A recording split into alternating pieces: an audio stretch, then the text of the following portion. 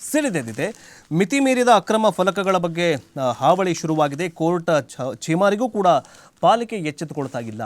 ಈಗಾಗಲೇ ಮತ್ತಂತಂದರೆ ಈಗ ನೋಡ್ತಾ ಇರ್ಬೋದು, ಗಾಡಿಗಳಲ್ಲಿ ಹೋಗಬೇಕಾದ್ರೆ ರಸ್ತೆ ಬದಿಯಲ್ಲೇ ಅದು ಏನಂತಂದರೆ ವಿತೌಟ್ ಸೇಫ್ಟಿ ಹಿಂಗೆ ಕ್ರಾಸಾಗಿ ಹಚ್ಚಿರ್ತಾರೆ. ಒಂಚೂರು ಏನಾದರೂ ಬೈಕ್ ಸವಾರನಿಗೆ ಟಚ್ ಆದರೆ ಬೈಕ್ ಸವಾರ ಬಿದ್ದೇ ಹೋಗ್ಬಿಡ್ತಾನೆ.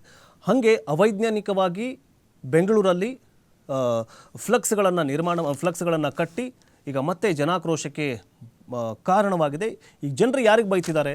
ಇದೇ BBMP ಅವ್ರಿಗೆ ಬೈತಿದ್ದಾರೆ. ನೀವೇನು ಮಾಡ್ತಾ ಇದ್ದೀರಾ? ಹೈಕೋರ್ಟು ಕೂಡ ಅಷ್ಟೇ ಈ ಅಕ್ರಮ ಈ ಫ್ಲಕ್ಸ್ಗಳ ಬಗ್ಗೆ ನೀವು ಒಂಚೂರು ಗಮನ ಹರಿಸಬೇಕು ಅಂತ ಮೊನ್ನೆ ಅಷ್ಟೇ ಕೋರ್ಟ್ ಛೀಮಾರಿ ಹಾಕಿತ್ತು. ಆದರೆ ಅದಕ್ಕೂ ಕೂಡ ಕ್ಯಾರಿ ಅನ್ನೋದೇ ಈಗೇನಾಗಿದೆ ಅಂತಂದರೆ ಮತ್ತೆ ಈಗ ಮುನ್ನೆಲೆಗೆ ಬಂದಿದೆ ಈ ಫ್ಲಕ್ಸ್ ಆರ್ಭಟ. ರಾಜಧಾನಿಯಲ್ಲಿ ಮತ್ತೆ ಅಕ್ರಮ ಜಾಹೀರಾತು ಮತ್ತು ಜಾಹೀರಾತು ಫಲಕಗಳು, ಫ್ಲಕ್ಸ್ಗಳು ಹಾಗೂ ಕೆಲವೊಂದಿಷ್ಟು ಫ್ಲಕ್ಸ್ಗಳ ಹಾವಳಿ ಮಿತಿ ಮೀರಿದ್ದು ಅದನ್ನು ನಿಯಂತ್ರಿಸಬೇಕಾದ BBMP ಮತ್ತು ಪೊಲೀಸ್ ಇಲಾಖೆಯ ಅಧಿಕಾರಿಗಳು ಕಣ್ಮುಚ್ಚಿ ಕುಳಿತಂತೆ ಕಾಣಿಸ್ತಾಗಿದೆ. ಫ್ಲೆಕ್ಸ್ ಬ್ಯಾನರ್ಗಳು ಹಾಗೂ ಹೋಲ್ಡಿಂಗ್ ವಿಚಾರದಲ್ಲಿ BBMPಗೆ ಈಗಾಗಲೇ ಹಲವು ಬಾರಿ ಹೈಕೋರ್ಟ್ ಛೀಮಾರಿ ಹಾಕಿದರೆ BBMP ಅಧಿಕಾರಿಗಳು ಮಾತ್ರ ಎಚ್ಚೆತ್ತುಕೊಂಡಿಲ್ಲ. ಮುಖ್ಯಮಂತ್ರಿ ಅಧಿಕೃತ ನಿವಾಸದ ಇರುವ ರಸ್ತೆ ಸೇರಿದಂತೆ ನಗರದ ಕೇಂದ್ರ ಭಾಗದ ಬಡಾವಣೆಗಳಲ್ಲಿ ಫ್ಲೆಕ್ಸ್ ಮತ್ತು ಹೋಲ್ಡಿಂಗ್ಗಳು ರಾರಾಜಿಸ್ತಾಗಿದ್ದಾವೆ. ಆದರೂ BBMP ಅಧಿಕಾರಿಗಳು ಮತ್ತು ಸಿಬ್ಬಂದಿಗಳು ಕ್ರಮವನ್ನು ಕೈಗೊಳ್ಳುತ್ತಾಗಿಲ್ಲ. ಸದ್ಯ ನಗರದ ಫ್ಲೆಕ್ಸ್ ಅಳವಡಿಕೆ ಮಾಡಿದ್ದಾಗಿದ್ರೂ ಕೂಡ ಜನಸಾಮಾನ್ಯರಲ್ಲ, ಎಲ್ಲರೂ ಕೂಡ ಪ್ರಭಾವಿಗಳೇ ಅನ್ನೋದು ಈಗ ಗಮನಿಸಬೇಕಾದ ಸಂಗತಿಯಾಗಿದೆ. ಫ್ಲೆಕ್ಸ್ ಬ್ಯಾನರ್ ಅಳವಡಿಕೆ ಮಾಡುವುದರಲ್ಲದೆ ರಾಜಕಾರಣಿಗಳು ಪಕ್ಷಾತೀತವಾಗಿದ್ದಾರೆ. ಕಾಂಗ್ರೆಸ್, BJP ಮತ್ತು JDS ಎಲ್ಲರೂ ಹುಟ್ಟುಹಬ್ಬ, ಜಾತ್ರೆ, ಹಬ್ಬ ಬಂದರೆ ಸಾಕು ಶುಭಾಶಯ ಕೋರುವ ನೆಪದಲ್ಲಿ ಫ್ಲೆಕ್ಸ್ ಬ್ಯಾನರ್ ಹಾಕುವುದಕ್ಕೆ ಮುಂದಾಗ್ತಾರೆ. ನಗರದಲ್ಲಿ ಅನಧಿಕೃತವಾಗಿ ಫ್ಲೆಕ್ಸ್ ಬ್ಯಾನರ್ ಅಳವಡಿಕೆ ಮಾಡಿರುವವರ ವಿರುದ್ಧ ಪೊಲೀಸ್ ಠಾಣೆ ಕ್ರಿಮಿನಲ್ ಪ್ರಕರಣ ದಾಖಲಿಸುವಂತೆ ಈಗಾಗಲೇ ಆದೇಶವನ್ನು ನೀಡಲಾಗಿದೆ. ನಗರದಲ್ಲಿ ಸದ್ಯ ರಾರಾಜಿಸ್ತಾ ಇರುವ ಫ್ಲೆಕ್ಸ್ ಬ್ಯಾನರ್ ನೋಡಿದರೆ BBMPಯ ಆದೇಶ ಕೇವಲ ಜನಸಾಮಾನ್ಯರಿಗೆ ಮಾತ್ರನಾ ಅನ್ನುವಂತಹ ಸಂಶಯ ಮೂಡ್ತಾಗಿದೆ. ಯಾವುದಾದ್ರೂ ಜಾತ್ರೆಗೆ ಯಾರೋ ಒಬ್ಬ ಚಿಕ್ಕದು ಯಾವುದೋ ಒಬ್ಬ ಬರ್ತ್ಡೇ ಫ್ಲೆಕ್ಸ್ ಹಾಕಿದ್ರೆ, ಬ್ಯಾನರ್ ಹಾಕಿದ್ರೆ ಅದನ್ನು BBMP ಅಧಿಕಾರಿಗಳು ಬಂದು ಅದನ್ನು ಕಿತ್ತೆಸೆದು ಅವನಿಗೆ ದಂಡ ಹಾಕಿ ಕಳಿಸ್ತಾರೆ. ಯಾರಿಗೆ? ಜನಸಾಮಾನ್ಯರಿಗೆ. ಅದೇ ದೊಡ್ಡ ದೊಡ್ಡ ರಾಜಕಾರಣಿಗಳಿಗೆ, ರಾಜಕೀಯ ಪಕ್ಷಗಳಿಗೆ ಏನಾದರೂ ಹಾಕಿದ್ರೆ ಇಲ್ಲ. ಯಾವುದೋ ಒಂದು ಯಾರೋ ಒಬ್ಬರು ಬರ್ತಿದ್ದಾರೆ ಅಂತಂದರೆ ದೊಡ್ಡದಾಗಿ ಸ್ವಾಗತ, ಅದಕ್ಕೆ ಒಂದು 50 ಜನರ ಫೋಟೋ ಹಾಕಿ ಫ್ಲೆಕ್ಸ್ಗಳನ್ನು ಹಾಕಿರೋದನ್ನು ನೋಡಿರ್ತೀರ.